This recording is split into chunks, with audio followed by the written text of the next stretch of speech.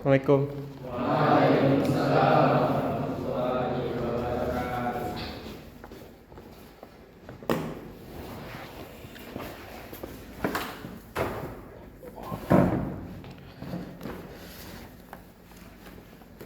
Oke. Gerak. Beri salam. Assalamualaikum warahmatullahi wabarakatuh. Waalaikumsalam warahmatullahi wabarakatuh. Gerak.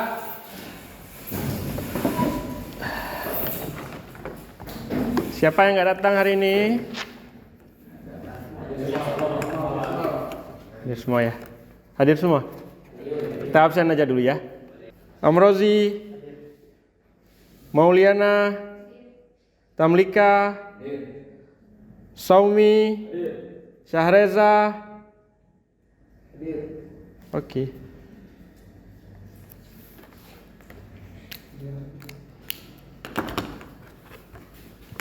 Oke, silakan dirapikan tempat duduknya semuanya. Jangan dulu, nanti. Oke, sebelum memulai pembelajaran pada hari ini, Bapak akan mengetes tingkat kefokusan kalian itu gimana. Oke. Nanti kalian ikutin ya, saya contohin. Kata hati, pegang rambut. Kalian pegang rambut nanti. Kata hati, pegang hidung. Kalian pegang hidung nanti ya. Pak akan lihat siapa yang nggak fokus lagi ini. Oke. Kata hati pegang rambut. Kata hati pegang kuping. Kata hati pegang hidung. Kata hati pegang mata. Kata hati pegang mulut. Pegang tangan. Dah oke. Berarti ada yang masih fokus, ada yang nggak fokus lagi. Waktu suruh pegang tangan nggak tahu apa yang mau dipegang. Bengong dia. Udah. Oke, baiklah. Sebelum kita memulai pembelajaran kita hari ini, kita flashback ke belakang sedikit ya. Minggu yang lalu kita belajar tentang praktik sholat jenazah. Kira-kira ada yang masih ingat tidak? Bagaimana praktik sholat jenazah itu? Ada berapa tahapan? 4. Apa aja? Yang pertama? Yang kedua? Yang ketiga?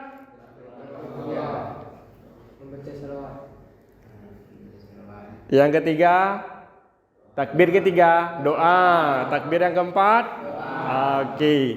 Ada pertanyaan kira-kira? Oke, nggak ada ya. Para rasa sudah mengerti semua tentang praktek sholat jenazah. Oke, baiklah. Biasanya setelah kita melaksanakan sholat jenazah, jenazah itu akan diapakan? Dikuburkan. Setelah dikuburkan, proses apa lagi yang akan dilakukan? Dikuburkan, ziarah, ada orang berziarah, ada orang bertakziah. Oke, hari ini kita akan coba belajar tentang menguburkan jenazah, takziah dan ziarah kubur. Ada 3 subtema lagi yang akan kita pelajari pada hari ini, dan ini merupakan subtema terakhir yang akan kita pelajari tentang penyelenggaraan jenazah, di mana 2 minggu yang lalu kita telah belajar tentang proses memandikan jenazah, mengkafani jenazah. Kemudian kita belajar tentang proses praktik sholat jenazah, dan pada hari ini kita akan coba belajar tentang menguburkan jenazah, takziah dan ziarah kubur, di mana nantinya akan diharapkan dalam indikator pencapaian kompetensi kita, yaitu siswa mampu menyelenggarakan sholat jenazah itu dengan baik dan benar. Diharapkan siswa mampu mengikuti seluruh proses penyelenggaraan sholat jenazah dengan baik dan benar sesuai dengan syariat yang berlaku. Baik, kita masuki ke dalam kompetensi dasar kita. menganalisis pelaksanaan penyelenggaraan jenazah dan menyajikan prosedur penyelenggaraan jenazah. Indikatornya, menyajikan paparan tentang makna, dalil dan contoh tata cara penyelenggaraan jenazah, menyajikan paparan tentang hikmah dan manfaat tata cara penyelenggaraan jenazah. Nanti di sini kita diharapkan mampu melakukan penyelenggaraan jenazah itu sesuai dengan syariat Islam dan kita dapat mengambil hikmahnya serta tahu dalil-dalilnya. Nanti di saat kita belajar tentang menguburkan ada dalil. Jadi dalil itu diharapkan kita mampu membaca dan mengamalkan dalil tersebut. Sebelum kita melihat video ini, kita bagi kelompok dulu. Buat 4 kelompok aja ya.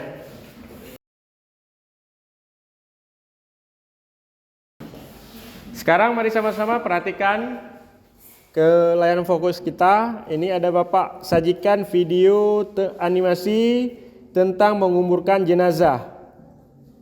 Kita akan bahas animasi penguburan jenazah.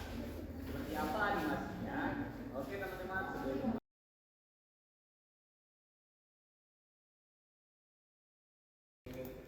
Oke. Sudah tahu tidak cara menguburkan jenazah? Udah tahu belum doa yang dibacakan waktu menguburkan jenazah? Tahu nggak? Oke, nggak apa-apa. Atau kalian ada pertanyaan? Ada pertanyaan? Ada? Oke, silakan. Kenapa terdapat 2 jenis cara penguburan jenazah? Kenapa terdapat 2 jenis tempat penguburan jenazah atau liangnya? Kenapa ada 2? Ada yang di samping dan ada yang di tengah. Kenapa ada 2? Oke, ada yang lain pertanyaannya? Ya, silakan. Kira-kira berapa kedalaman kuburan? Kira-kira berapa kedalaman lubang kubur itu? Ya. Oke, kita jawab dulu pertanyaan dari siswa. Yang pertama tadi, kenapa kuburan itu ada dua jenis? Itu namanya liang lahat. Liang lahat itu ada yang di samping. Yang di samping kalau prosesinya di samping itu agak digali ke dalam sedikit. Kan dia petak digali ke dalam sedikit. Itu yang posisinya di samping. Kemudian ada yang model shark. Model shark itu di tengah. Di tengah. Jadi model penguburannya memang ada 2. Tapi kadang-kadang kedua-dua tersebut nggak dilakukan. Karena kenapa? Ada hal-hal yang lain yang sehingga tidak bisa dilakukan hal tersebut. Langsung jenazahnya dimasukkan ke dalam peti. Seperti kejadian beberapa waktu yang lalu di saat pandemi.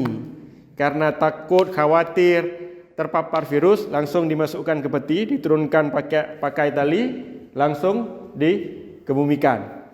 Kemudian, Pak, berapa kedalaman liang lahat? Liang lahat itu kedalamannya enggak dalam-dalam kali dan enggak pendek kali juga. Kedalamannya biasa sepinggang orang dewasa. Pinggang orang dewasa, saya udah dewasa belum ya? Saya masih 17 tahun. Udah dewasa ya, sepinggang saya tuh. Nah, kenapa? Minimal 1 meter lah, 1 meter lebih sedikit ya, atau 1 meter lah. Kenapa kedalamannya segitu, Pak? Karena sudah diuji coba kedalaman liang lahat segitu, bau yang ada di dalam tanah dengan kedalaman segitu tidak muncul baunya keluar. Kan nanti jenazah itu akan membusuk ya. Kalau jenazah tidak menciut, kalau jenazah kita orang-orang biasa itu akan membusuk. Di saat bau busuk itu dalam jenazah manusia itu baunya itu luar biasa tuh. Sehingga menimbulkan kalau digali enggak terlalu dalam, baunya itu akan keluar sehingga dapat mendatangkan ciuman binatang buas, akan digali sama binatang buas. Jadi kedalamannya itu kebiasaannya itu 1 meter, sepinggang orang dewasa. Oke, ada pertanyaan yang lain? Kalau nggak ada, silahkan. Sekarang kita masuki ke dalam diskusi kita tentang menguburkan jenazah. Nanti kalian diharapkan mampu menyebutkan tata cara penguburan jenazah, mulai dari diantar, kemudian sampai di tempat pemakaman bagaimana prosesnya, sampai dengan dikuburkan. Kemudian setelah dikuburkan ada takziah. Ini kan ada 4 kelompok. Ini Bapak bagikan. Yang pertama ini kelompok 1, kelompok menguburkan. Yang kelompok yang kedua kelompok takziah. Kelompok yang ketiga apa tadi satu lagi menteri kita? Ziarah kubur. Kelompok yang keempat, ini kelompok yang keempat. Ini kalian harus banyak-banyak siapkan pertanyaan untuk tanya tuh. Nama kelompok 1, kelompok 2 dan kelompok 3. Okey, siap ya? Okey. Sambil kalian berdiskusi, Bapak juga akan tampilkan materi tentang ziarah dan tentang takziah. Kalian bisa ambil dari materi tersebut, bisa ambil di buku catatannya juga.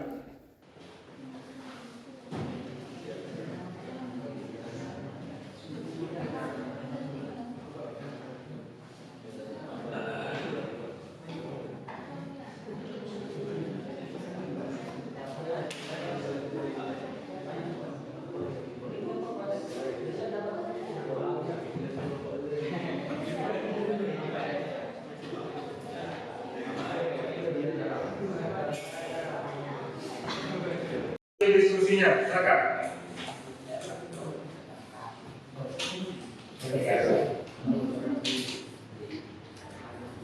Assalamualaikum warahmatullahi wabarakatuh.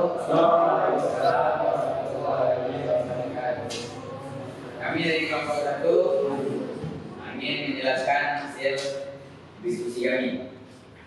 Yang kami ketahui tentang cara menguburkan jenazah. 1. Memastikan yang lahat dengan ukuran jenazah dan kedalaman sepinggang orang dewasa yang benar. 2. Dan jenazah diturunkan dengan keadaan kepala terlebih dahulu.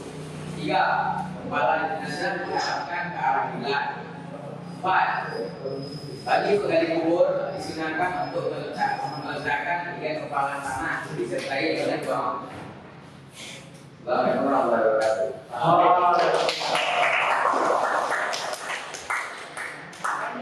Kelompok 2, silakan. Assalamualaikum warahmatullahi wabarakatuh.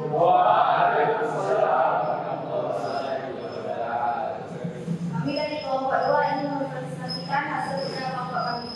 Jadi, takziah itu adalah mengunjungi orang yang sedang tertimpa musibah kematian. Salah seorang keluarganya dalam rangka menghibur atau memberi semangat.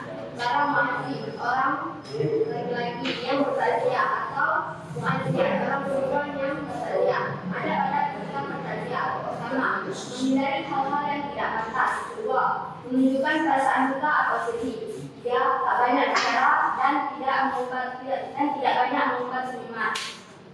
Demikian dari hasil kerja kelompok kami. Assalamualaikum warahmatullahi wabarakatuh. Kami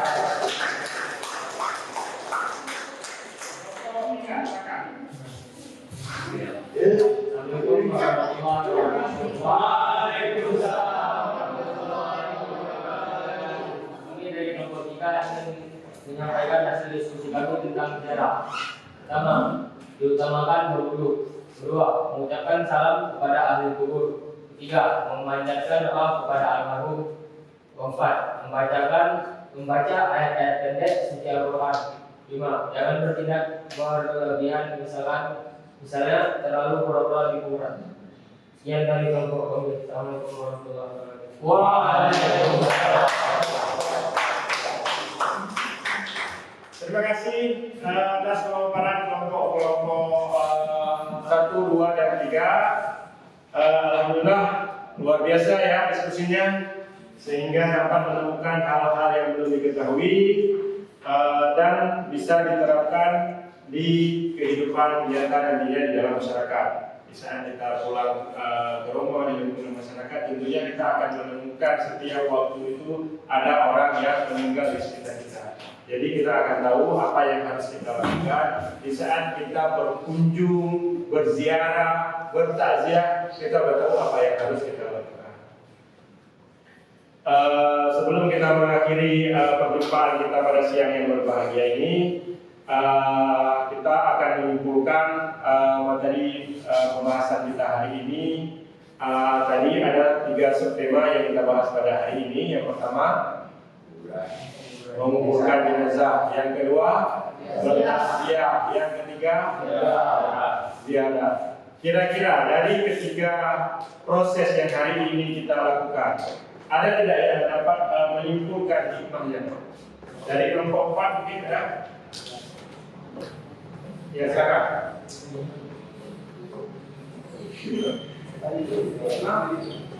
Ya.